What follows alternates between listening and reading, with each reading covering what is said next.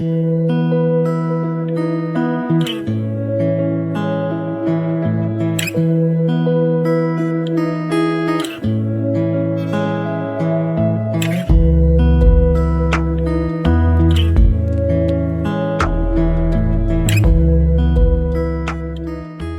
to talk about bulbs today, which is a really timely topic. And there's lots of kinds of bulbs, so we'll go through those as we go on. But this is just a way to incorporate bulbs into your landscape. They're kind of like you plant them now, and then your future self says, "Oh, I'm glad I did that, past self." Because I tend to forget where I've planted them or if I've even planted them at all. So normally we think of spring bulbs as, you know, the tulips and the daffodils, but there's more than that. So we'll kind of go through those a little bit. There's lots of bulb types. So a true bulb is like a tulip bulb or a Asiatic lily. They have, and I think if I, let's see, can you see the laser pointer? Ooh, Yes. okay, so this is a true bulb. So this is a tulip, and this one is an Asiatic lily, and they have the stem of, and it's kind of how the stem is. The stem is right there, kind of at the bottom, and all of these little things that look like onions. Onions, the true bulb too, are actually leaves, modified leaves, and then the roots are at the bottom of the crown. Rhizomes are kind of modified roots, so sometimes we lump those in with bulbs. You know, a bulb is kind of an overall term that just says underground storage unit for a plant. So rhizomes might be iris or rhizomes. Tubers are basically modified stems, but like potatoes. The corms, if you grow gladiola, is a corm. Pseudobulbs are kind of, or sometimes they'll call them bulbules, are like the snowdrops. And tuberous roots I would consider kind of like a dahlia in there. You won't find the layers in the corms, but the, you know, crocus are also corms, so you might find those in the crocus. So there's all sorts of, if you've, you know, this is a Rembrandt tulip, and the Rembrandts are reminiscent of the tulip mania that happened in the 1600s, where there was actual virus that broke the color of these tulips, and they were highly prized. It was kind of the first boom and bust of the economics over nothing. It was kind of over and gone very quickly. But they tended to like these color breaks that you see in here. So instead of being a solid white, it's white and red or purple and white. Back then it was a virus infected the tulips. So they didn't grow very well. They were kind of finicky. People, you know, prized them because they were really hard to grow. Nowadays, these are actual genetic, caused by genetics and not by a disease, which happened, which we've kind of bred out of the tulips a little bit. But you can tell that they're not really native to, the tulips are not native to North America, but they're native to Turkey. And this is kind of where they got introduced into England, where they use them a lot. I couldn't find them where they were introduced to America, but I'm sure they came over on the Mayflower with everything else. But Jack in the Pulpit is one of those that is from North America, is one of our North America bulb species. You usually find that in the woods.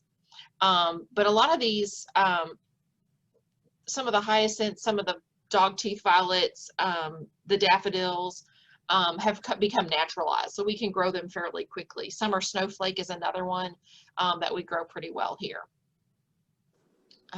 But you've seen these out and about, the naturalized daffodils, usually around old farmsteads, because they brought them with them from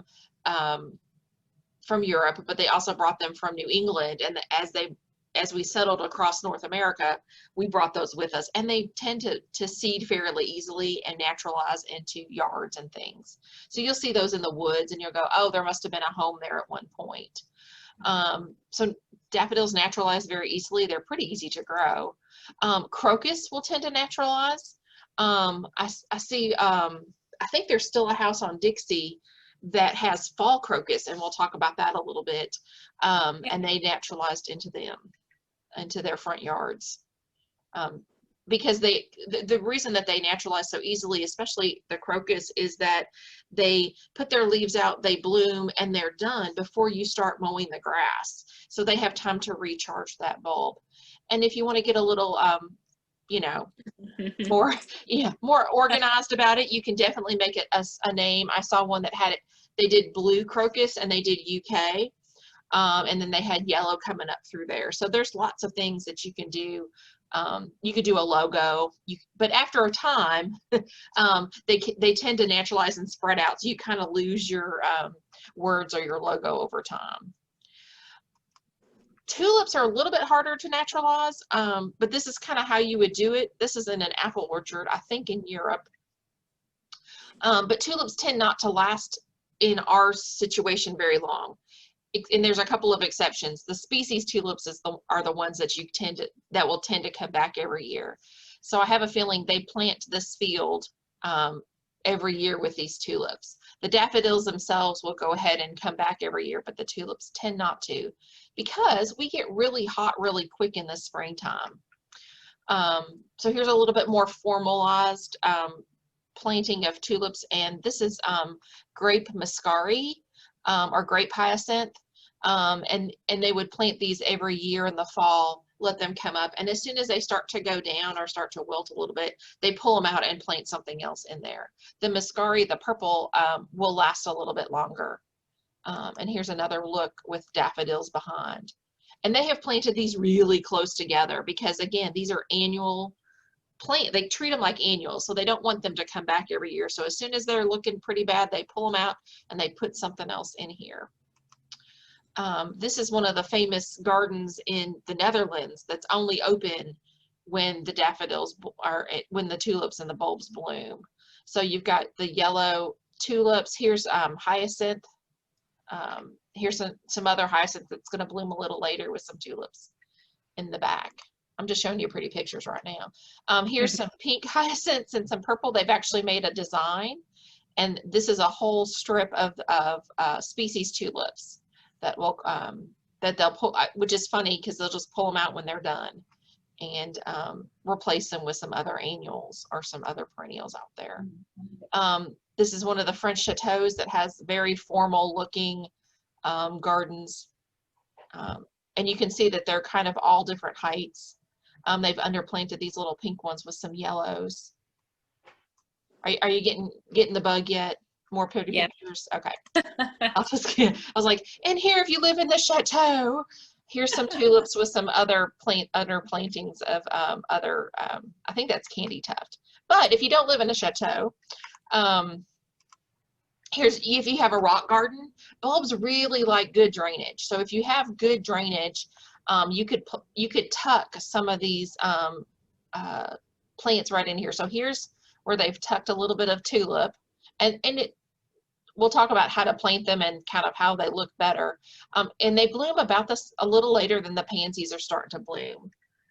This is some Scottish heather that's starting to bloom a little early in the springtime. So they do bloom early. Here's some daffodils, which look really good against this pine. I think that's the only bloom in there. And then here's some that are blooming a little bit around this, I think it's a cotoneaster that's kind of falling over the rock there. So, and they really like that sharp drainage. Sometimes daffodils don't like wet feet. So if you have a really heavy soil, you might have a problem with it, getting them to come back year after year. So here's your bulbs. Here's kind of what the size range and the planting depth. The basic rule of thumb is if you've got 3 times the diameter of the bulb.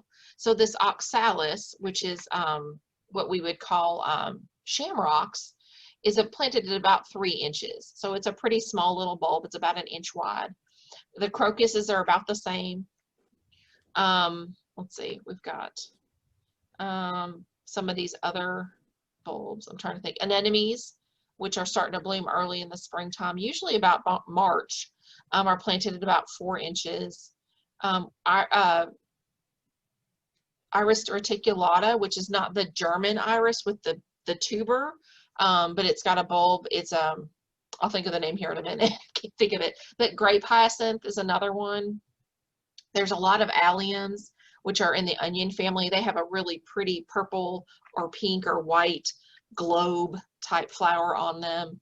Yeah, they are pretty. They are pretty, and they smell good. That's the other thing.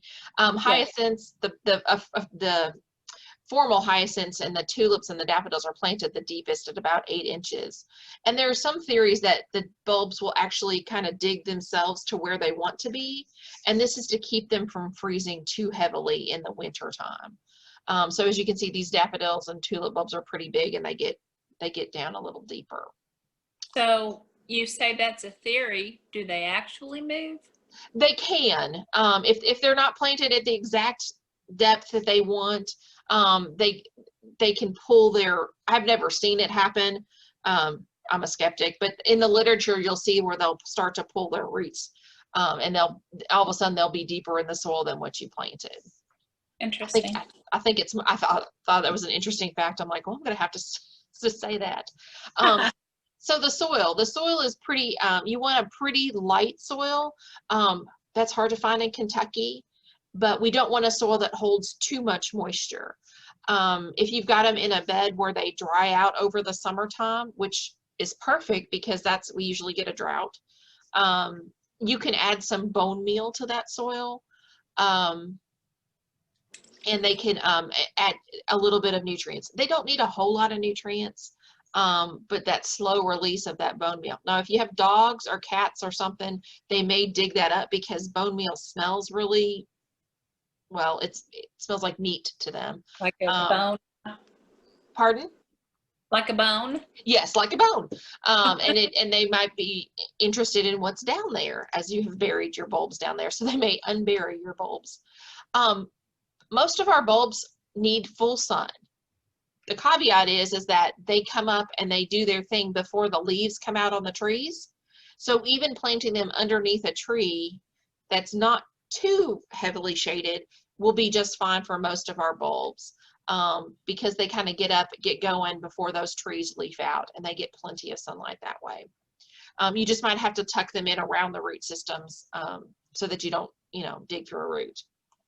And timing. Now, usually from September to about November is the time that we're going to plant our bulbs, which is about the time they're in the stores. So that kind of helps us out. But yeah, and there are some spring bulbs, but we won't talk about those in this class today, which will be that'll be a different talk for another time. And depth. We kind of looked at our depth chart, and usually they're about 3 inches to about 8 inches in depth. And that's usually on the package when you buy them. Great. Yes. Do we have a question? Nope. No, I just agreed with you. Oh, okay. Yeah. So bulbs are pretty undemanding plants. We water them when we put them in. And if we can get them watered about an inch of rain a week, which is our normal perennial kind of watering system, they settle in fairly quickly and put on some roots is what we wanted them to do in the fall. Fertilizer. They're pretty unpicky because all their nutrients are in that bulb. So they use some of that energy stored in the bulb to put down roots.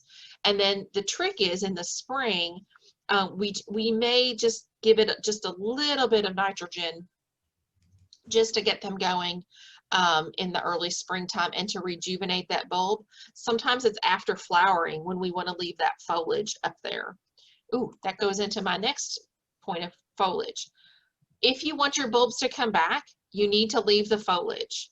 That's the factory for the sugars that will rejuvenate that bulb in the ground. And the art of gardening is to be able to hide that foliage with other plants. But you don't want to braid it or cut it off before it turns yellow and starts to die back naturally. We want to leave as much foliage as we can on there so that, again, so they'll come back and bloom even bigger next year. But when we're planting, we definitely want to put some mulch on there. The mulch will kind of regulate that soil so it kind of stays, if you mulch now, it'll stay a little bit warmer into the fall so we get bigger root systems, and then it'll kind of keep it a little bit cool over the winter. And so that they'll emerge a little bit later in the spring. Now I get this question all the time is, oh my gosh, my bulbs and my tulips are up this tall in January. Do I need to cover them? No, you don't. They're going to be perfectly fine. And they pretty much know when they should be coming up. Sometimes I get, if it gets closer to Derby Day, well, normal Derby Day, and they're blooming and we get a kind of a cold spell, they're like, oh, do I have to cover my bulbs? Nope, you don't have to cover the bulbs. They are perfectly happy. They can tolerate some frost and some freeze. But mulch kind of regulates that soil temperature for you. And then pests, they really don't have a lot of pests. Every once in a while, they may get an onion maggot every once in a while. The biggest pests that I find are squirrels, chipmunks, and voles with a V. Voles are little field mice. They're basically mice with little short tails that feed on the bulbs themselves. And they mostly like the tulips. For some reason, the tulips are very tasty to those animals, and they will eat those more. I was on a call yesterday, and they said that one lady said, I put my tulips inside a circle of my narcissus or my daffodils because not everything will eat a daffodil, but it kind of hides them from from those animals that they can't technically smell them. There's lots of cages that you can have to protect them. There's little baskets you can plant them in that will protect them. So there's lots of ways to kind of protect your tulips mostly from those pests that will eat the bulbs. Okay. Is there any other questions? We'll kind of go through. This might be a short talk today, but we'll talk about all the different kinds of tulips. So we have Narcissus, which is the genus. Some people will say jonquils, and jonquils are actually a species of Narcissus. And daffodils is just the common name. So there's lots of varieties. People have been breeding these for 400 years, and they've come up with lots of different shapes and colors. Well, not all the colors, but jonquils are usually the little tiny ones. They're maybe less than 6 inches tall. There's our classic trumpet daffodils, and they come in yellows and whites and oranges. Here's some white. These are kind of fun with the little orange tips on their trumpets. There's a large cup that's very large, almost like 2 or 3 inches in diameter. There's the small cup. There's doubles. These have multi flowers on a stem. So if you like cut flowers, you might want to get a different kinds of narcissus to come up. And in each of these bulb families is what I'm going to call them. There's always there's some earlies, there's some mid-season, and there's some lates. But the flowers themselves don't last very long, like on an individual stem. So you might get a week or 10 days out of a flower, but you can extend your season by planting some early ones, some mid ones, and some late ones. So they pop up and flower a little kind of overlapping over the course of narcissus. I know there's some that come up in March, usually before Easter, and then some of them will come up even as late as May and June as you plant those out in the gardens. So kind of look on the labels. They'll tell you if they're early and mid or late in their flowering. And then you have to wait for that foliage to die back. And I don't mind. Usually when it's starting to kind of go bad, it kind of lays down. And if you plant hostas or daylilies or something over the top of that, the foliage covers it up and it's not a big deal. There's lots of tulips. Humans have kind of gone crazy over tulips, as you can tell. There's the emperor tulips. You'll find those a lot around here. I find that they don't last very long because they like a really long, cool spring. When in Kentucky have we ever had a long, cool spring? It just doesn't happen very often. So those would be kind of more annual tulips that I would plant every year. Just buy new and plant. There's the single earlies. These come up fairly early in the season. The species tulips tend to come back a little bit more reliably. And they may even kind of multiply and spread a little bit. The Kaufmanias, you'll see these a lot in the garden centers in packets of 25. the triumphs are just another variety, and they come in all sorts of colors. I'm partial to the lily flowered ones. I think I like their shape a little bit. But there's more. There's the giant Darwins. If you've seen those out in the garden centers. I've not really seen this peony flowered one very much. That might be one that's maybe more north. I know there's Holland, Michigan that has a huge bulb festival in the springtime. When we can get together after COVID, it would be fun to go up there. Parrot tulips are those big flowery, they're big fluffy ones.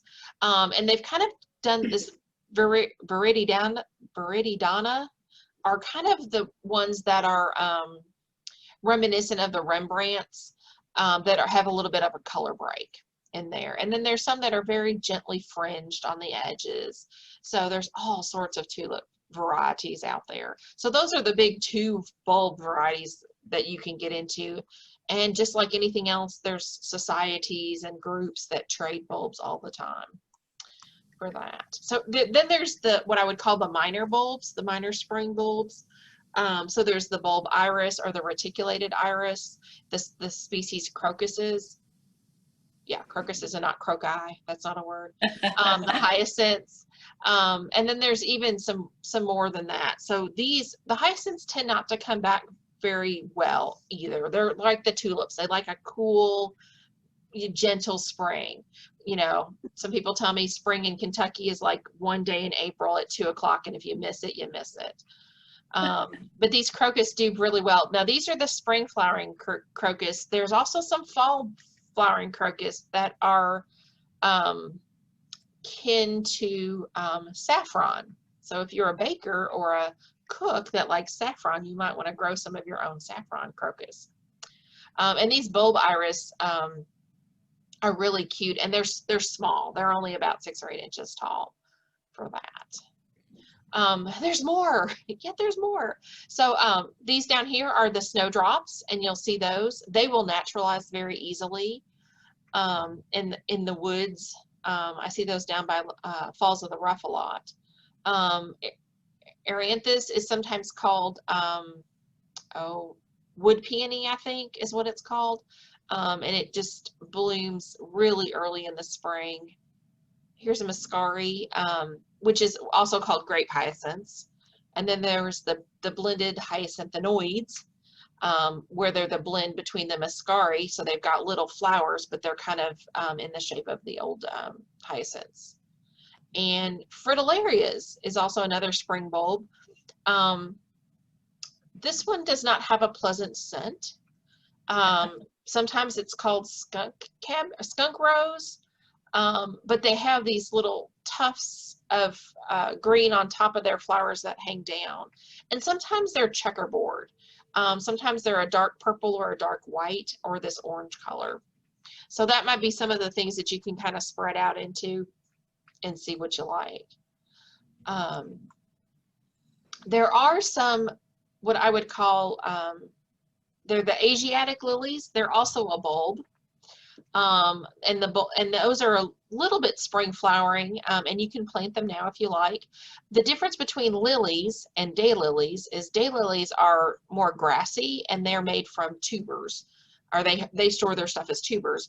And lilies usually have a long stem, and their flowers are kind of at the top. The most famous lily would be like the Easter lily. Or the stargazer lily that you find. Their flowers are usually at the very top of the stem, as opposed to daylilies where they have a scape with their foliage coming from the bottom. Does that make sense for everybody? Yes. Okay. I was going to say you can nod your head, but I can't see you right now. It's like I thought. So then there's the true iris. The true iris are that sword-shaped blade with these really pretty. These are called standards, the ones that stick up, and the ones that are on the bottom are called falls. And these are tubers. Actually, they're rhizomes for iris. And you can plant those now, and they'll stay green usually all winter. They may get burnt back a little bit, but yeah, and iris come in all sorts of colors. But a field of these flags, or and these are the regular iris, as opposed to the other ones are also called Dutch iris versus German iris. I don't know why they're different nationalities, but that's kind of how they've named those out. And then I really like the alliums. There's this one that's like the size of a soccer ball. If you plant that one in there, it's got a huge bulb on it. And alliums are related to onions, so they're going to have that onion shape. We actually have some prairie onions, and they have little pink flowers that are very similar to these, but they're pink. So we have some native alliums that are, it's called prairie nodding onion, I think is what it's called. There's some little short ones that do very well in a pot. And this is garlic chives. So you can actually grow an herb as a bulb and be quite familiar with that.